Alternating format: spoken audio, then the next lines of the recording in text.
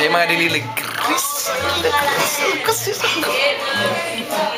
Vill du hälsa till Anna och Maja? Ja, Maja.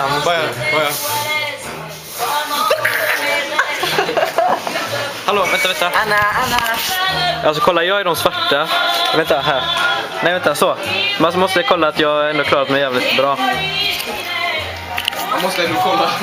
Anna, Emilio gråter för dig varje natt. Alltså jag har sett honom. Jag frågade honom igår om han saknade dig. Och så sa han att han saknade dig. Och så fick han en tår. Filmar, jag får väl vara lite rolig då. Jag får väl vara lite rolig. Okay. Så här ser jag ut när jag är rolig. Kan du filma Johan där?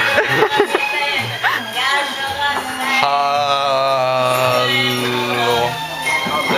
Hej. Hallå. Maja och Anna.